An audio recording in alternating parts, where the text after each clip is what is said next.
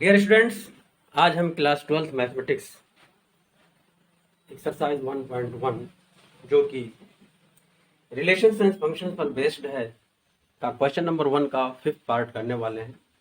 और 5th part में हम कई पार्ट दिए हुए, उसका पहला पार्ट पहले देखते हैं। तो पहला पार्ट हमारा है relation R equal to x y such that x and y work at the same place. लिख लेते हैं R equal to x y such that x and y work at the same place। इसका मतलब क्या हुआ कि x and y R persons, ये दो लोग हैं। अब हम सपोज कर लेते हैं, मान लीजिए कोई फील्ड है, इसी में x and y वर्क कर रहे हैं। x y तो हो सकता है और बहुत सारे लोग हों, मान लीजिए इसमें z भी हो, इसमें p भी हो, इसमें q भी हो। There may be so many persons, suppose कर लिया। तो x y belongs to, x y इसमें बिलोंग कर रहे हैं, वही कर रहे हैं, तो इस प्लेस पर कार्य कर रहे हैं। तो लिखेंगे, इसको चेक करना हमको, पहले रिफ्लेक्सिव चेक करेंगे। तो क्या लिखेंगे, फॉर रिफ्लेक्सिव। आप क्या जानते हो फार्मूला इसका, बहुत क्वेश्चन सॉल्व किया जा चुका है। For reflexive, if AB belongs to, if AB belongs to R,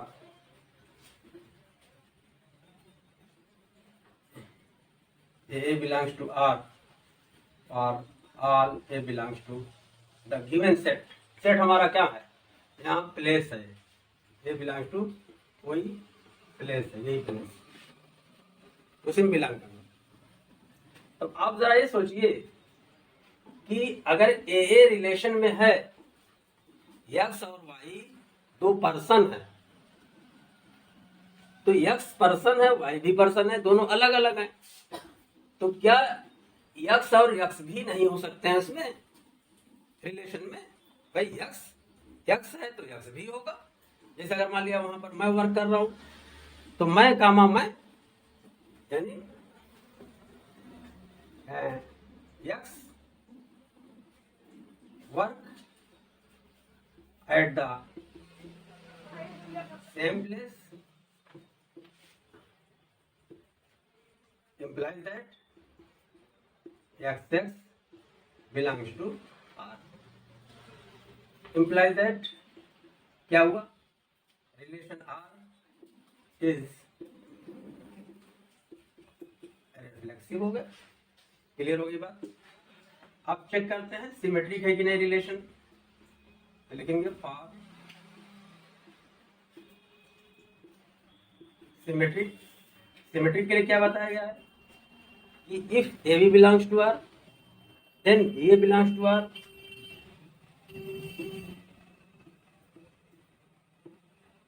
implies that b A belongs to R. अगर ऐसा है तो हम कहेंगे जो रिलेशन जो है सिमेट्रिक है। तो आप जरा ये बताओ कि two person x and y इस प्लेस पर वर्क कर रहे हैं, तो आप तो ये भी कर सकते हो कि two person y and x work at this place, दोनों बात सेम हो गई। और जैसे 1 2 की सिमेट्री क्या होती है, 2 1 होती है, ऐसे ही एक्स वाई की सिमेट्री क्या होगी, वाई एक्स होगी। तो लिखेंगे since x and y work at same place implies that x y belongs to R. ऐसे ही हम कह सकते हैं y and x work at same place implies that y x belongs to R. तो सिमेट्रिक के लिए हो रहा है कि अगर if x y belongs to R then y x belongs to R, तो सिमेट्रिक हो जाएगा रिलेशन। तो लिखेंगे सिंस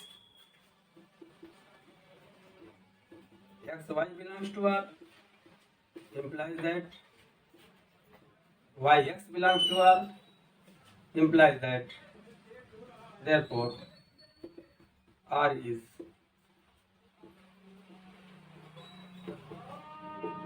सिमेट्रिक हो गया। अब देखते हैं ट्रांजिटिव चेक करते हैं। For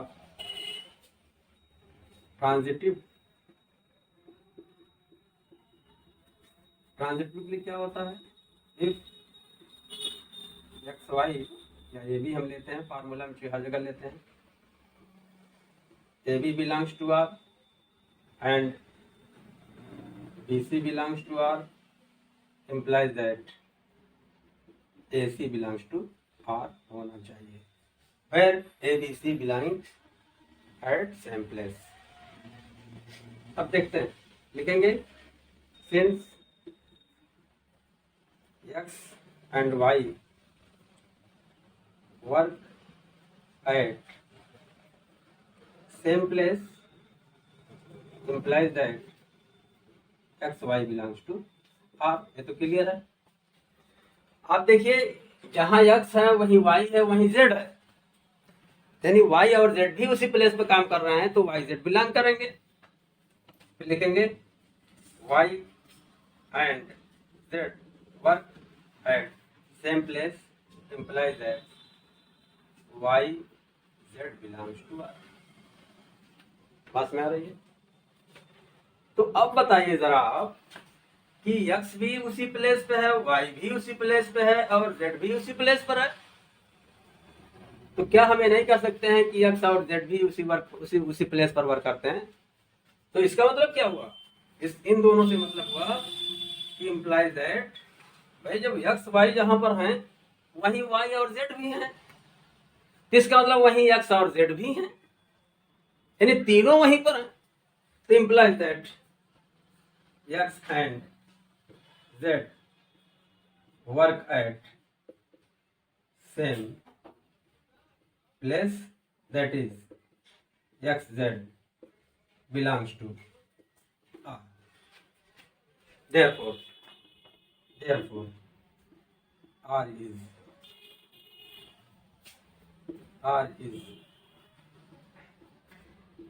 transitive relation। बात समझ में आ गई? इस तरह से हमारा क्वेश्चन नंबर 1 का 5वें पार्ट का पहला पार्ट कंप्लीट हुआ। बी पार्ट इस क्वेश्चन का, relation R equal to x y such that x and y live in the same locality. बिल्कुल ये सेम पहले पार्ट जैसा है, उतने ही स्टेप आपको फॉलो करना है। यहाँ क्या दिया हुआ है, relation R equal to x y such that X and Y live in the same locality। इसके पहले वाले पार्ट में क्या था, X एंड Y जो है पर्सन थे, वो वर्क कर रहे थे, काम कर रहे थे किसी एक प्लेस पर। यहाँ पर X एंड Y भी पर्सन है, लिव यानी रह रहे हैं इन द सेम लोकेलिटी, माने एक ही मोहल्ले में या एक ही कॉलोनी में रह रहे हैं। तो मान लिया हमारी कॉलोनी या लोकेलिटी सपोज यही है, यही कॉलोनी है, इसके अंदर एक्स भी है, वाई भी है, जेड भी है, तमाम पी क्यू आर बहुत से लोग होंगे इसमें रहने वाले होंगे इस मोहल्ले में, इस लोकेलिटी में। तो x and y live in the same locality, तो उसका ऑर्डर पेयर क्या बन रहा है, X and Y are persons, यानी पर्सन का ऑर्डर पेयर है। तो अब चेक करते हैं फॉर रिफ्लेक्सिव,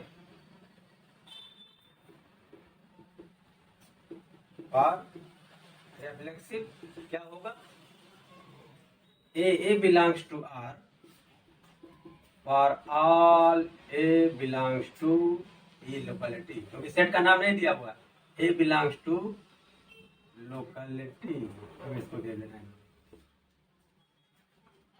क्लियर? अब आप देखिए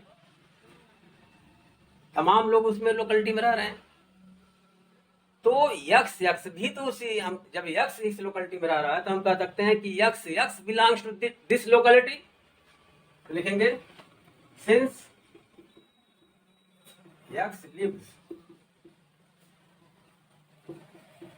in this locality implies that X and X live in this locality,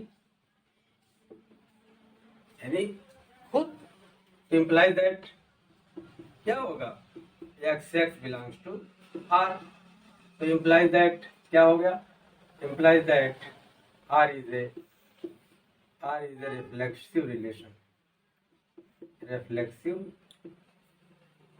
हो गई। बात क्लियर हो गई।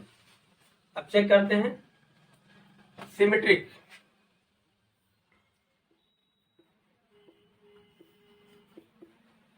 सिमेट्रिक और सिमेट्रिक क्या होता है सिमेट्रिक के लिए? If AB belongs to R implies that BA belongs to R। किसी रिलेशन में अगर AB है तो उसी रिलेशन में BA होना चाहिए। If 1 2 belongs to R then 2 1 belongs to R। यहाँ क्या है, इस लोकेलिटी में रहने वाले पर्सन है। हम कह रहे हैं कि X और Y बिलोंग कर रहे हैं इस लोकेलिटी में, तो ये भी तो कह सकते हैं कि Y एंड X बिलोंग, बात दोनों एक ही है। इसका मतलब X Y की सिमेट्री Y X हो गई, इसका मतलब एक सिमेट्रिक रिलेशन है। तो लिखेंगे since X and Y live in this locality implies that X Y belongs to R। जैसे किसी लोकेलिटी में मिस्टर X हैं और मिस्टर Y हैं, कहीं किसी मोहल्ले में रहते हैं, किसी कॉलोनी में रहते हैं, और कोई कह रहा है मिस्टर Y और X रह रहे हैं वहां पर, तो बात एक ही है ना भाई, बात एक ही है, सेम चीज है। तो since X and Y live in this locality implies that X Y belongs to R। अगर हम कहें Y and X live in this locality, इसको क्या हो जाएगा कि YX belongs to R। ये दोनों पर्सन है, इसका मतलब क्या हुआ कि XY belongs to R है तो YX belongs to R, इसका मतलब सिमेट्रिक की कंडीशन हमारी पूरी हो रही है।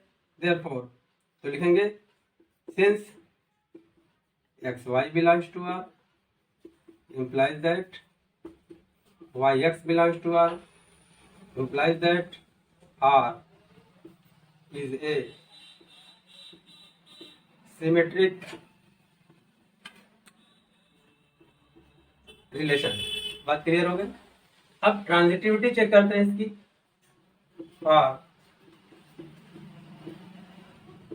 ट्रांजिटिव क्या होता है ट्रांजिटिव के लिए? If AB belongs to R and BC belongs to R then AC belongs to R होना चाहिए। लिखेंगे if AB belongs to R and BC belongs to R implies that AC belongs to R, where ABC belongs to that locality, where A, B, C belongs to locality। locality हमारा क्या यहाँ पर है? Set है, set से belong. अब check करते हैं। देखिए जब X और Y बिलोंग कर रहे हैं, उसी लोकेलिटी में रह रहे हैं, तो लिखेंगे since X and Y live in same locality, in this locality,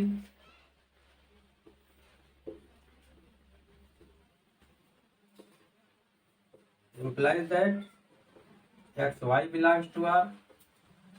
तो उसी लोकेलिटी में Z भी तो है भाई, तो हम कहते हैं Y और Z बिलोंग कर रह रहे हैं उसमें। Y and Z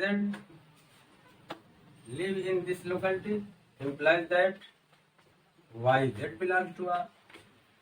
इसका मतलब क्या हुआ है कि उसी लोकेलिटी में X भी रह रहा है, Y भी रह रहा है, Z भी रह रहा है। तो इसका मतलब क्या हुआ कि x और z भी वहीं पर रहेंगे, तो इम्प्लाइज दैट क्या हो जाएगा, implies that x comma z belongs to R। तो लिखेंगे therefore x y belongs to R and y z belongs to R implies that x z belongs to R, therefore R is transitive relation. Question में हमारे था कि check करिए कि ये relation जो है इक्विवेलेंस है कि नहीं है, तो हमने बताया है कि if any relation is reflexive, symmetric and transitive, then that relation will be called equivalence relation। तो लिखेंगे since R is reflexive, comma symmetric and transitive, therefore R is equivalence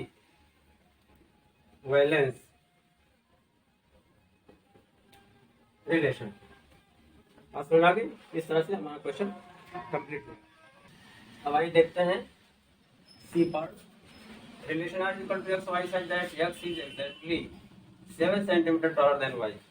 इसका मतलब x and y are two persons in which x is exactly 7 centimetre taller than y। x जो है y से 7 centimetre बड़ा है। इसका मतलब हुआ कि इसके जो एलिमेंट होंगे उसके एलिमेंट में फर्स्ट कंपोनेंट जो है इससे 7 हमेशा ज्यादा होगा। तो अगर y इक्वल टू 1 ले रहे हैं, अगर इसको हम x ले रहे हैं तो हमारा क्या हो जाएगा, x प्लस 7 हो जाएगा। इस तरीके से इसके अंदर एलिमेंट कैसे होंगे, x प्लस 7 कामा x, x है तो x प्लस 7 है। x इक्वल टू 1 ले लो तो क्या आ जाएगा, 8 आ जाएगा। दिस इज इक्वल टू, अगर हम इसकी वैल्यू पुट कर दें तो हो जाएगा 8 1। x इक्वल टू 2 ले लो तो हो जाएगा 9 2। x इक्वल टू 3 ले लो तो हो जाएगा 10 3। x इक्वल टू 4 ले लिया जाए तो हो जाएगा 11 4। x इक्वल टू 5 ले लिया जाए तो आ जाएगा 12 5। x इक्वल टू 6 ले लिया जाए तो आ जाएगा 13 6। उसके बाद 7 ले लिया जाए तो 14 7 आ जाएगा। x इक्वल टू 8 ले लिया जाए, x इक्वल टू 8 ले लिया जाए तो आ जाएगा 15 8। x इक्वल टू 9 ले लिया जाए तो आ जाएगा 16 8 16 9। x इक्वल टू 10 ले लिया जाए तो आ जाएगा 17 10 and so on up to infinity, क्योंकि कोई इसमें लिमिट नहीं है। ये हमने इस तरह का जो है इसके अंदर ऑर्डर पेयर के फॉर्म में एलिमेंट आए। अब देखते हैं, चेक करते हैं, सिमेट्री चेक करते हैं और रिफ्लेक्सिव पहले चेक करते हैं।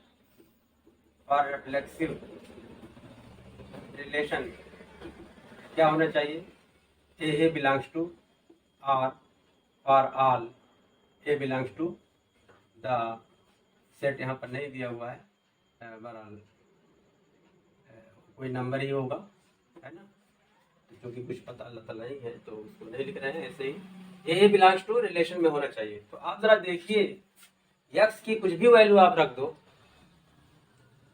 तो ये हमारे ऑर्डर पेयर का पहला कंपोनेंट हमेशा जो है 7 सेंटीमीटर ज्यादा है, टॉलर है। तो क्या इसमें 1 1 2 2 3 3 आने की पॉसिबिलिटी है? बिल्कुल नहीं है। लिखेंगे since A does not belong to R implies that R is not reflexive। ये पहला पार्ट होगा। चेक हो गया। अब सिमेट्री चेक करते हैं। फॉर सिमेट्रिक रिलेशन क्या करेंगे, क्या है इसमें, if A B belongs to R implies that B A belongs to R होना चाहिए। अब आप देखिए कि जब इसमें जो एलिमेंट हैं उसका पहला कंपोनेंट हमेशा जो है $7 है, तो ये जो है बी से $7 है, तो यहाँ बी भी तो ए से $7 होगा। तो क्या इसकी सिमेट्री है इसके अंदर मौजूद? नहीं है। क्या मतलब हुआ? मतलब ये हुआ कि अगर इसमें 8 1 है तो 1 8 होना चाहिए। 8 1 है तो इसके अंदर 1 8 होना चाहिए। क्या पॉसिबल है? बिल्कुल नहीं पॉसिबल है। या ऐसे कहे, मान लिया एलिमेंट्स ना निकाले होते और ये कह रहे हैं कि x is exactly greater than y, यानी x जो है टॉलर देन y, x जो है y से 7 बड़ा है। तो y को अगर पहले लिख लें तो क्या ये पॉसिबल है इस रिलेशन से? नहीं पॉसिबल है। इसका मतलब हुआ कि इसके अंदर 8 1 है सपोज, तो 1 8 होना चाहिए। तो 1 8 इसके अंदर नहीं हो सकता, क्योंकि जो कंडीशन दी हुई है, जो हमारा रिलेशन डिफाइंड है, इससे पॉसिबल नहीं है। तो लिखेंगे since AB belongs to R, AB belong या एक्स वाई ले लेते हैं क्योंकि क्वेश्चन हमारा एक्स वाई दिया हुआ है। Since x y belongs to R implies that yx does not belongs to R, implies that R is not symmetric, asymmetric भी नहीं।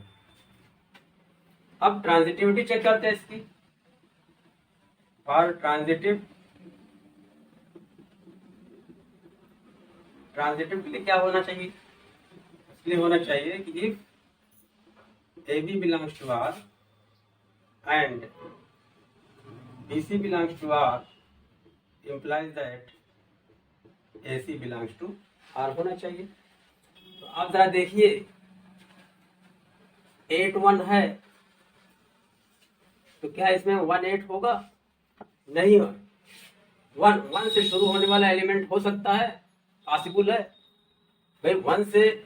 1 से शुरू होने वाला एलिमेंट हम कहते हैं, मान लिया है यहाँ पर, तो क्या 1 जो है इस नंबर से $7 है?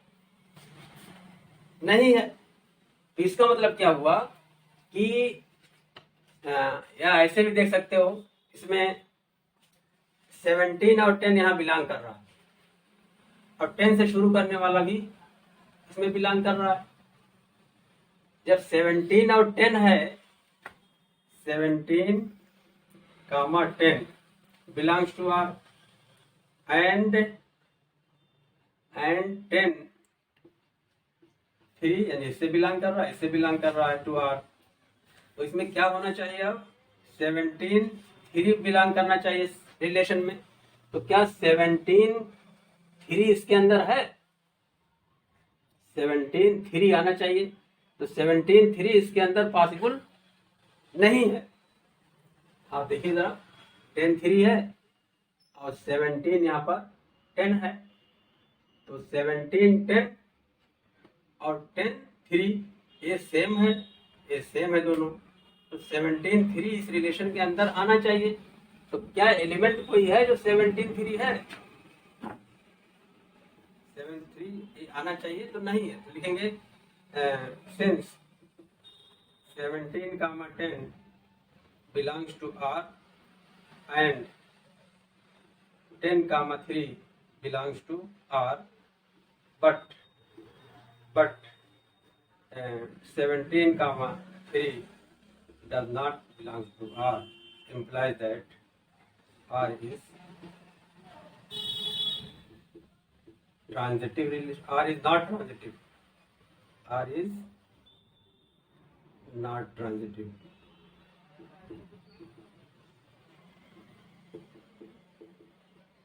बात समझ में आ रही है? तो अब देखते हैं इसी चीज को जनरल में अगर हम बताना चाहें आपको फिगर बना करके, जैसे हम कहें कि ये जो है इसकी लेंथ x है और इससे 7 सेंटीमीटर लंबा कोई पर्सन है, तो हो जाएगा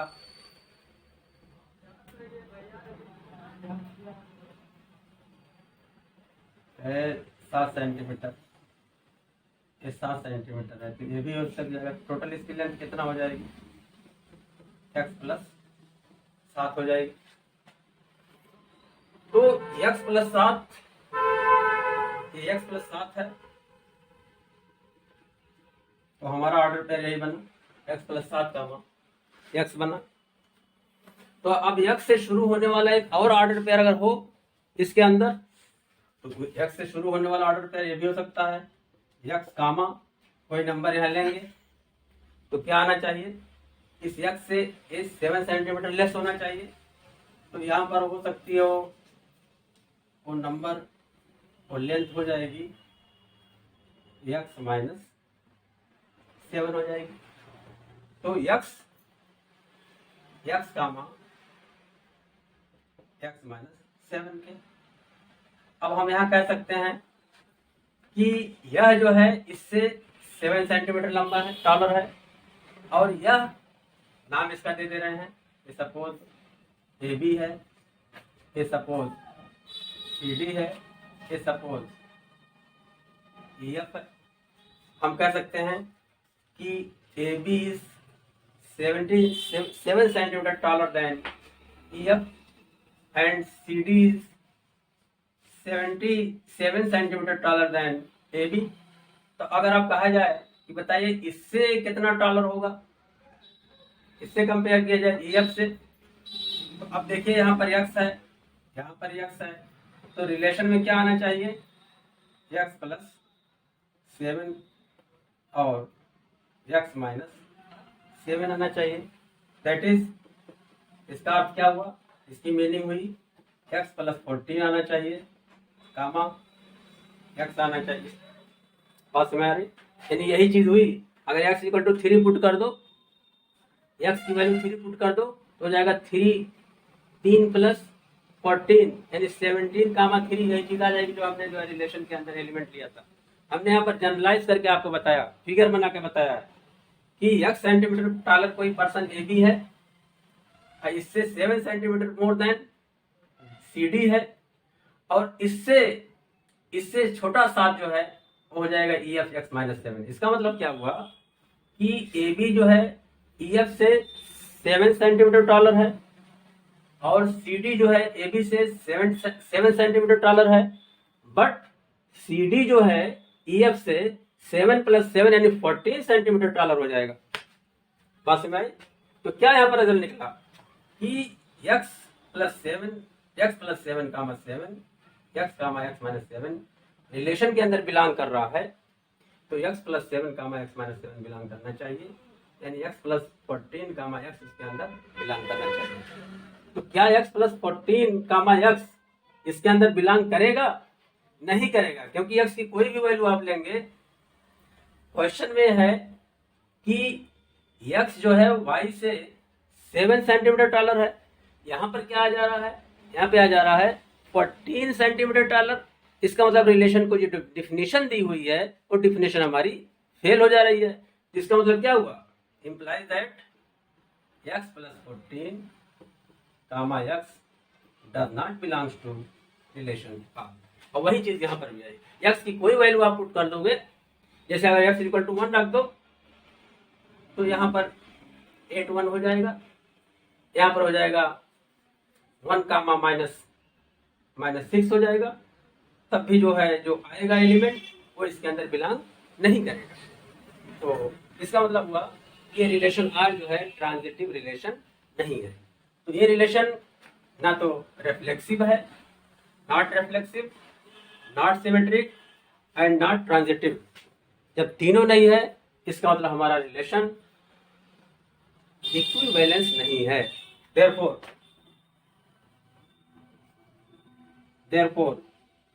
relation R is not equivalent। Clear? इस तरह से हमारे इस पार्ट का भी सोल्यूशन कंप्लीट हुआ। डी पार्ट क्वेश्चन का है relation R equal to x y such that x is the wife of y. इसका मतलब क्या होगा? इसके अंदर जो एलिमेंट होंगे एक्स क्या है? वाइफ है, और वाई क्या है? हस्बैंड। इस तरह के एलिमेंट ऐसे होगा वाइफ कामा हस्बैंड। इसका चेक करते हैं रिफ्लेक्सिविटी फॉर रिफ्लेक्सिव क्या होता है? ए बिलोंग्स टू आर होना चाहिए। यानी रिलेशन में एक्स एक्स होना चाहिए। अब आप ये बताइए, कोई वाइफ किसी की वाइफ हो सकती है? अगर हम लिखते हैं, अगर हम लिखें एक्स कह रहे हैं वाइफ है वाई की, x is wife of y, तो x y belongs to R हो गया। तो क्या कोई जो है कोई वाइफ खुद की वाइफ हो सकती है? नहीं हो सकती है। तो इसका मतलब क्या हुआ कि x x does not belongs to R, है ना? लिखेंगे x x does not belong to R implies that R is not reflexive। पहला पार्ट, क्योंकि एक्स वाइफ है, एक्स वाइफ है तो एक्स इसकी जो है सेकंड कंपोनेंट की वाइफ है, तो ये भी वाइफ तो वाइफ का वाइफ थोड़ा कोई हो पाएगा। इसका मतलब इस तरह का कोई एलिमेंट इस सेट के अंदर रिलेशन के अंदर नहीं है। अब for symmetric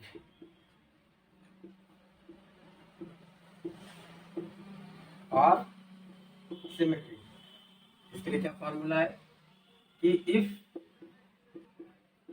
A B belongs to R then B A belongs to R होना चाहिए।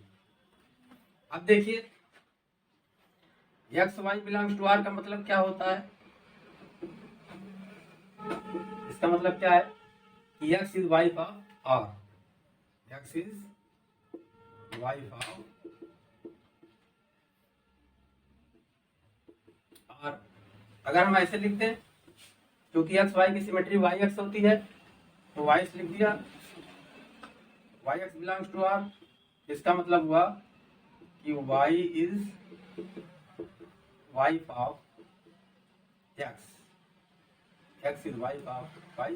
क्या हो गया? वाई। क्या ये पॉसिबल है? जब पहला रिलेशन में जो एलिमेंट है, ये एलिमेंट वाइफ है और ये वाला हस्बैंड है, यहाँ तो उलट गया, यहाँ तो आ गया ये हस्बैंड आ गया, ये वाइफ आ गया। Y is wife of x, जबकि वाई क्या है? वाई हस्बैंड है, ये वाइफ है और ये हस्बैंड है। यहाँ ये हो गया हस्बैंड और यहाँ ये हो गया वाइफ।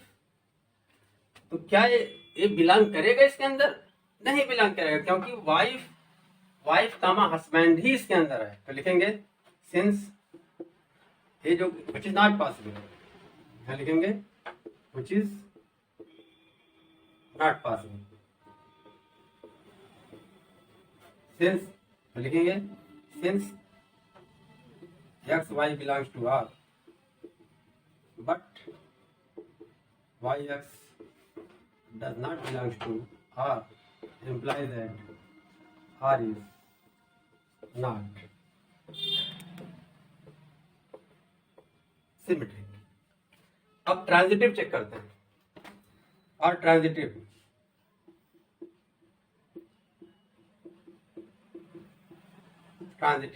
क्या होता है ट्रांजिटिव के लिए? कि if A B belongs to R comma BC belongs to R implies that AC belongs to R होना चाहिए।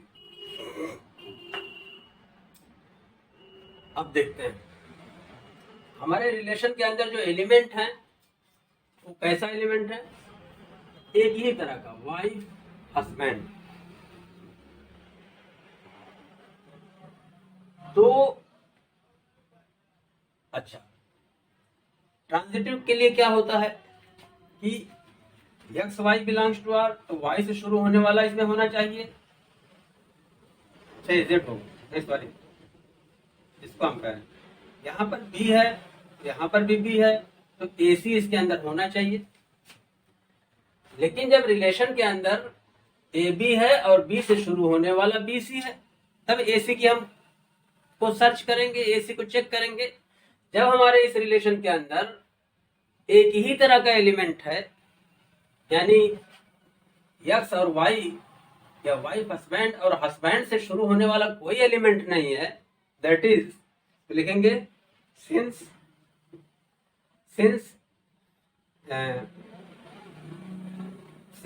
A B belongs to R but B C does not belong to R, यानी A for wife और B for husband, ये belong कर रहा है और husband से शुरू होने वाला कोई एलिमेंट इसके अंदर नहीं है, that is does not belong to R. तो अगर ऐसा है तब भी हम कहते हैं कि रिलेशन जो है ट्रांजिटिव है। ट्रांजिटिव के लिए पहली वाली शर्त ये है, ऊपर लिखा हुआ है, अगर BC से शुरू होने वाला ए बी है मगर बी से शुरू होने वाला बी सी नहीं है, तब भी जो है रिलेशन ट्रांजिटिव होता है। तो हमारे रिलेशन में जो एलिमेंट हैं वाइफ हस्बैंड और हस्बैंड से शुरू होने वाला कोई एलिमेंट इसके अंदर नहीं है, इसका मतलब हुआ कि हमारा रिलेशन जो है क्या है, transitive. Therefore, relation R is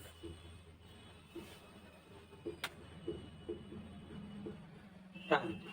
तो ये रिलेशन जो है नॉट रिफ्लेक्सिव है, नॉट सिमेट्रिक है, but relation is transitive. Therefore this relation R is not equivalence. ठीक है, clear. Now last part of this fifth part, that is part ई।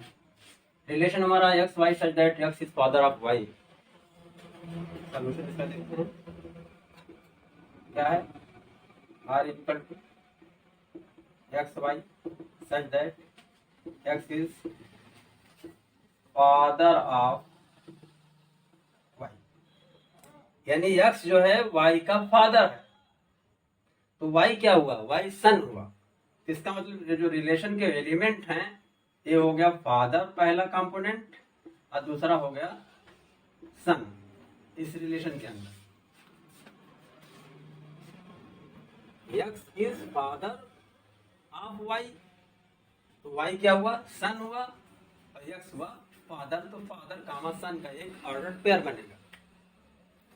अब reflexive के लिए क्या होता है, फॉर रिफ्लेक्सिव में एलिमेंट कैसे होते हैं, ए बिलोंग्स टू आर, यानी दोनों में सेम होता है। तो अगर हम लिखें एक्स अगर कहें कि एक्स बिलोंग कर रहा है आर में कि नहीं बिलोंग कर रहा है, तो एक्स जो है क्या है, फादर है। हम यहाँ लिख रहे हैं एक्स कामा एक्स, यानी ये भी फादर ये भी फादर। तो क्या ये एक्स यानी कोई फादर खुद का फादर हो सकता है, कोई फादर खुद का फादर नहीं हो सकता। दैट इज, क्योंकि रिलेशन में क्या है, पहला कंपोनेंट वाई का फादर है, और रिफ्लेक्सिव के लिए क्या होना चाहिए, कंपोनेंट दोनों सेम होने चाहिए। तो दोनों कंपोनेंट सेम हमने ले लिया, एक्स ले लिया, और एक्स है क्या चीज, एक्स फादर है। तो जब एक्स फादर है तो ये भी फादर हो गया, और हमारा रिलेशन डिफाइन है कि x is father of y, पहला वाला दूसरे वाले का फादर है। तो जब ऑर्डर्ड पेयर में हमने लिख लिया तो ये वाला जो है फादर हो गया इसका फादर का, तो कोई फादर का फादर नहीं हो सकता। इसका मतलब हुआ कि ये रिलेशन में हमारा एलिमेंट नहीं है, does not belong to R. इसका मतलब जब हुआ जब नहीं है इसके अंदर तो not reflexive, R is not reflexive. Clear हो गया पहला पार्ट। अब रिफ्लेक्सिव के बाद सिमेट्री चेक करते हैं। सिमेट्री के लिए हमने बताया था कि if A B belongs to R then B A belongs to R होना चाहिए। बस मेरे अब देखिए रिलेशन के अंदर है फादर सन का ऑर्डर पेयर। आप देखिए यहां here x y belongs to R, that is x is father of y. अगर वाई एक्स लिख दें कहते हैं कि ये भी बिलोंग कर रहा है, क्योंकि सिमेट्री जो है ए बी की सिमेट्री बी ए है तो एक्स वाई की सिमेट्री वाई एक्स हो। तो अगर एक्स वाई इस रिलेशन में है तो वाई एक्स भी अगर होना होगा, अगर वाई एक्स इस रिलेशन में होगा तब हम कहेंगे कि जो है ये सिमेट्रिक रिलेशन है। तो x y belongs to R का मतलब हुआ कि x is father of y, और जब y x belongs to R हो तो इसका मतलब क्या हुआ कि y is father of x. तो क्या ये पॉसिबल है कि वाई जो है एक्स का फादर, एक्स तो खुद ही जो है फादर है वाई का, और इसमें हो जा रहा कि नहीं वाई जो है एक्स का फादर है, तो which is not possible, which is not possible. इसका मतलब हुआ कि बिलोंग नहीं करेगा। तो लिखेंगे since x y belongs to R but yx does not belong to R implies that R is not symmetric। बात क्लियर हो गई। अब चेक करते हैं ट्रांजिटिव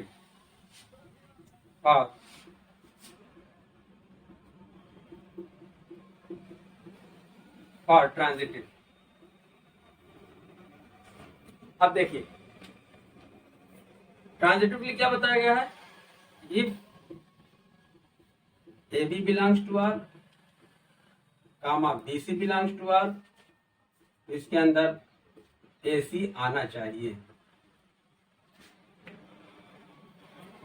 अब देखिए x is father of y, x is father of y implies that x y हुआ। अगर हम कहें y is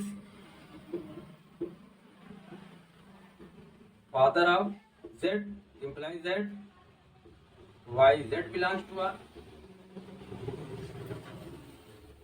x फादर है y का, एक्स फादर ऑफ वाई का, तो वो रिलेशन में है वो एलिमेंट। यहां जो है वाई फादर है जेड का, है तो पॉसिबल है ये भाई। जैसे हमारे फादर और हमारा जो है जो सन होगा उस सन के फादर हम होंगे। तो अब suppose x is father of y, मान लिया एक्स हमारे फादर है यानी वाई के, मान लिया वाई हम हैं, सपोज वाई मैं हूं और एक्स हमारे फादर हैं। Y is father of z यानी मेरे फादर एक्स हैं, मैं वाई हूं, अब मेरे फादर एक्स हैं। अब y is father of z तो y z belong to R यानी मैं जो है फादर हूं किसका, जेड का। Y is father of z मैं जो है जेड का फादर हूं। इसका मतलब क्या हुआ, इसका मतलब ये हुआ कि आप जानते हो कि एक्स वाई अगर है बिलोंग कर रहा है और वाई जेड बिलोंग कर रहा है, तो यहाँ सेम है, तो क्या होना चाहिए उसके अंदर, एक्स जेड आना चाहिए। Implies that x z belongs to R, नहीं लिखते हैं। तो इसका मतलब क्या हुआ, x is father of z आ गया। इन दोनों से ये तो दोनों बिलोंग कर रहे हैं एक्स वाई, क्योंकि एक्स फादर है और वाई जो है सन है। वाई फादर है किसका, जेड का फादर है, तो पॉसिबल है, ये भी एलिमेंट उसमें रिलेशन में है, ये भी एलिमेंट रिलेशन में है। तो इससे क्या निकला कि एक्स जो है जेड का फादर है, x is father of Z. इसका मतलब क्या हुआ कि एक्स जेड को रिलेशन में बिलोंग करना चाहिए। अगर एक्स जेड रिलेशन में बिलोंग कर रहा है तो हम कहेंगे कि रिलेशन ट्रांजिटिव है। अब देखिए x is father of z, यहां जो आ रहा है, और यहां क्या है, x is father of y. तो जरा गौर करिए, यहां है x is father of y, यहां है x is father of z. क्या ये पॉसिबल है, क्योंकि जेड के फादर तो वाई हैं और वाई के फादर एक्स हैं। इसका मतलब क्या हुआ कि जेड के दादा हुए एक्स क्या हुए, जेड के दादा हुए। और यहां क्या आ रहा है कि एक्स जेड का फादर है, तो इसका मतलब ये does not belong to R, ये गलत है। तो लिखेंगे x is father of z which is not possible, लिखेंगे which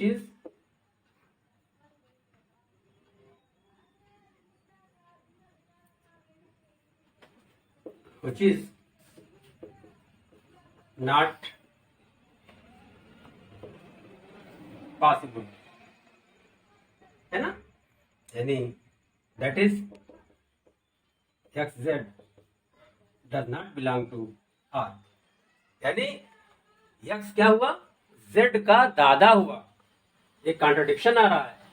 तो एक्स जेड जो है कोई ऐसा रिलेशन में हमारे नहीं है कि दादा यानी पोता और दादा वाला कोई एलिमेंट इसके अंदर नहीं है। एलिमेंट कैसे हैं, पिता और फादर और सन वाला दिया हुआ रिलेशन।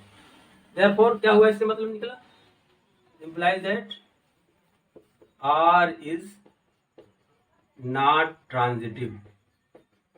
तो हमारा नॉट यहां भी आ गया, नॉट यहां भी आ गया और नॉट यहां भी आ गया, तीनों नॉट आ गया।